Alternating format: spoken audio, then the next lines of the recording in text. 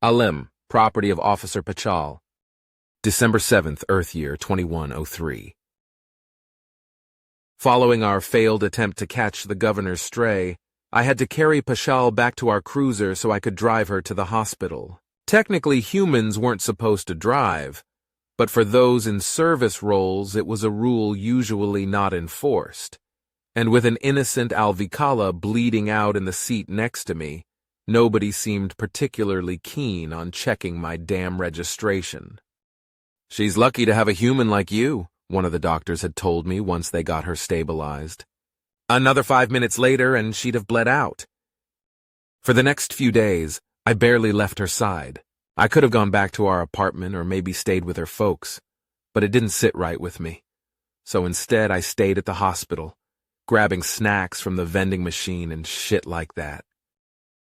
"How are you holding up?" I asked my partner, sitting on the side of her hospital bed as I placed her favorite flavor of energy drink on the side table. "I'm fine." Pachal smiled back, sitting up with a slight groan. She looked much better than the day before. Hospital staff said she'd be able to check out that night. "Alim, I've been thinking about something. Maybe under different circumstances I'd be a smartass and say that's a first, but I could tell by her tone that something heavy was weighing on her." "About what?" I asked. "Lately I've been getting this awful feeling. The way that girl looked at us, the way all the humans look at us, they're terrified." She gulped, glancing up at me as though to make sure I was still listening before returning her gaze to her own hands. "I know humans don't technically meet the requirements for Sapience, but the more I think about it, the less I can justify." Judging by how her voice seemed to quiver, I could tell this had been bothering her for a while. "What do you mean by that?" I asked. "We may act like partners, Alim, but as far as the law is concerned, you're still my pet. I've been thinking about it and, well, you deserve to be free. Don't get me wrong, I love working together with you, but is it really working together if I own you?" "Pachal," I sighed, laying down beside her and staring up at the ceiling fan as it spun around and around in perfect obedience to its masters. As far as humanity is concerned, I deserve to rot. Even before the council, they were willing to throw me away forever for something I didn't do based on no evidence but how I looked. And they were wrong to do that, Alim, but don't you think there are enough humans like you who deserve freedom? I shook my head. "Truth is, Pachal, we've never been free. We humans have been fucking each other over since before we started banging rocks together. And it's not like we were ever gonna stop. A good portion of our population didn't even have clean drinking water when the council showed up. Hell, about 0.5% of them were still technically classified as slaves. The only reason some people think it was better before is because they were in the lucky top 10% who never saw any of that shit." "Even still," continued Pachal, regarding me with a deeply troubled expression, the kind that just didn't seem to fit her face. "What the council did, it just wasn't fair to you, to humanity. I know deep down you probably resent them for it. Hell, I wouldn't blame you for resenting me too." With nothing else to do, my hands absent-mindedly reached for Pachal's energy drink.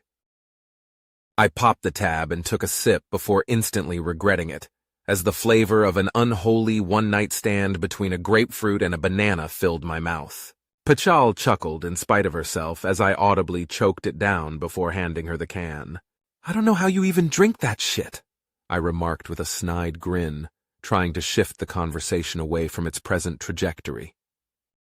"Says the guy who likes bothel fruit," she chittered back in amusement, taking a long swig of the energy drink. As her lips fell away from the can, however, the somber expression had returned. "Seriously, though, Alim, tell me the truth. What do you really think?" "Pachal, I will never resent you," I began, shaking my head as my throat seemed to grow heavier with the words incubating within. "Yeah, sometimes I do think that what the council did was wrong. But what do you think humanity would have done if the roles were reversed?" "What do you mean by that?" I never consciously thought to stand up and start pacing around the room. It just happened. "Imagine if only humanity could understand Archeron's law," I began, allowing the question to sink in before continuing. "Imagine if only we could build FTL ships and all that. What do you think we'd have done to all the lesser developed species, like, for example, yours in this hypothetical? We enslaved large proportions of our population over goddamn melanin levels. How do you think we'd react upon discovering the other species couldn't understand the most important physical law in the universe? I'll tell you one thing. We'd do a hell of a lot worse than what the Council did to us. You'd probably be in chains mining cobalt somewhere. Even still, the Council classifies you as animals.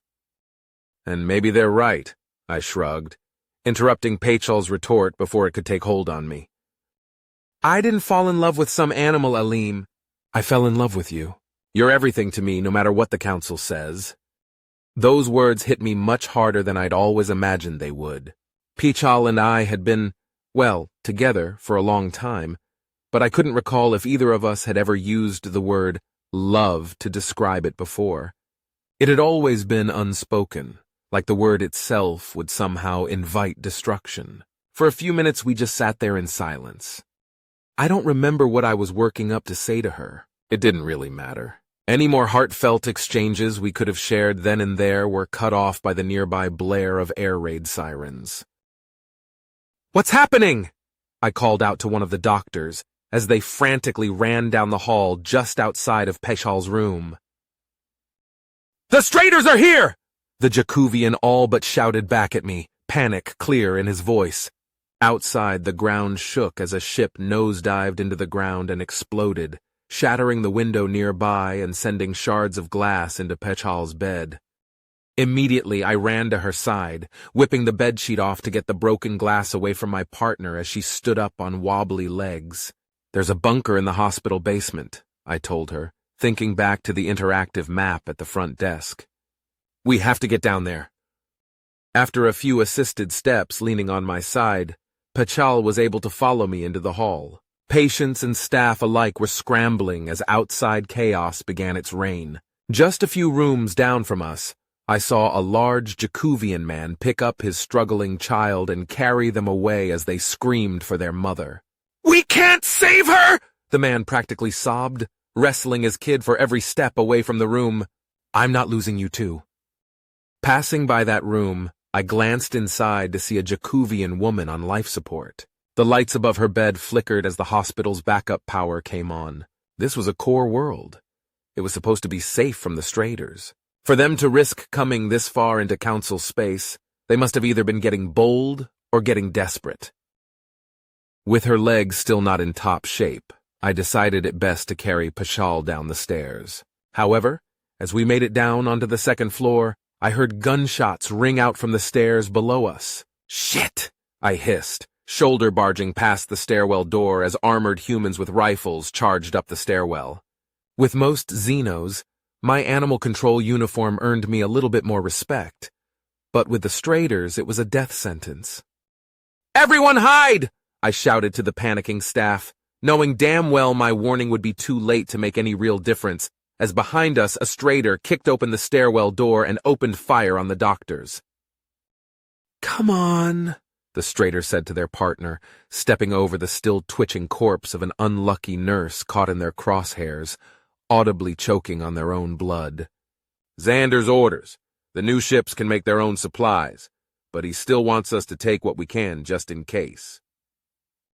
Turning a corner and ducking into an unused inpatient room before turning off the lights, I ripped off the sheets of its empty bed and laid them on the ground for Pachal. "Stay here. I'll try and clear a path," I whispered to her.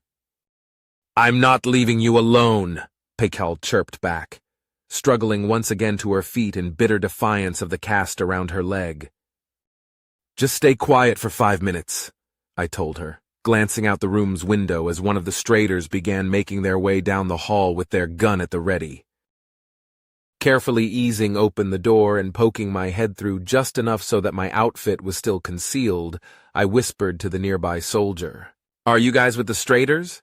I asked, feigning ignorance. Turning around with their gun at the ready, the Strater quickly relaxed as they saw that the face staring back at them was human. "Indeed we are. You should make your way to the lobby. We're evacuating all the humans we can find." "Thanks, I'll do that, but my friend is injured. Can you come in here and help me carry him?" Predictably, the soldier obliged my request, lowering their gun and approaching my door. As they pushed open the door and stepped through to look around, I grabbed an empty IV stand and slammed it full force into their helmet, disorienting the soldier for just long enough that I could snatch their gun, throwing them to the ground, and firing a shot point blank into their skull. With the number of gunshots already echoing through the facility, none of the other Straders questioned the one that had killed their ally. Exiting the room with my stolen weapon at the ready, I hid behind an overturned gurney as two humans turned the corner and began heading in my direction. The goal was to rapid-fire both of them before they could call for backup, but as I unloaded upon the pair, only one of them went down. "Contact! Contact!" the other human shouted, limping back toward the bend, presumably for cover. Fortunately, I didn't miss a second time, and after another 3-round burst, they also went down. Strader boots echoed down the hallway as more humans were coming to reinforce their now-dead comrades. "Shit!" I hissed, sprinting back for the door to where I'd placed Peshal. If I'd been just a second earlier, the door would have shut in time. I was just 1 second too late. Immediately upon entering the patient room again, I frantically searched it for anything I could use to barricade the door. I was considering using a nearby side table, when the handle began to quiver under the pressure of someone trying to turn it. "Who's in there?" shouted a harsh feminine voice. Maybe I could have come up with a convincing lie to get them to leave us alone. Maybe if I just stayed quiet, they'd have left, but I panicked. Spinning around on the door, I fired feverishly through it, eliciting a scream from the other side as I saw the Strader soldier fall. "Stay the hell away from us!" I shouted at the top of my lungs as 2 more Straders ran to the door. I leapt to the side as they raised their guns, but that didn't stop me from taking a couple of shots to the torso. One of the soldiers kicked in the door, sending it careening straight into my face. Warm blood gushed down onto my lips from what I could only guess was a newly broken nose. Around me, the world had already begun to spin as the 2 soldiers stomped in. "Animal control!" one of them growled as they got a good look at me, immediately leveling their gun against my skull. "Oh, I'm going to enjoy killing you, you species traitor fuck!" "Alim!" "No!" My blood ran cold as Pachal shouted my name from across the room. She charged the Strader who had me at gunpoint, only to get tackled to the floor by their partner. For a moment, the human holding down Pachal seemed almost confused. Then it hit them. "You're his master, aren't you?" They growled, the sneer on their face audible through their helmet. "Listen," I heard Pachal choke. "Alim never did anything I didn't make him do. I'm the only one here who deserves to die." Her voice wavered with fear as she spoke. It wasn't bravery motivating her. It was sheer desperation. "Whatever you say," chuckled the human holding her down. "But I'm still gonna make this hurt." 5 minutes? That's how long they tortured Pachal for before finally putting her down. I wanted so desperately to get up and save her, but my limbs had grown impossibly heavy from blood loss. Even if I did manage to stand and fight, all that would accomplish is making them kill me too. Maybe that's what I wanted. "What do we do about this one?" the larger of the 2 humans asked, gesturing toward me as their voice seemed to echo through my fading consciousness. "Go ahead, asshole," I managed to choke out. "Finish this." I don't know what they said afterwards, only that my request went unanswered. I saw one of them spit on Pishal's body. Then they picked up the gun I'd taken and slammed it into my skull with enough force to leave my ears ringing. As the 2 Straders left the room and my consciousness began to fade for what I knew would be the last time, I could feel only one thing: hate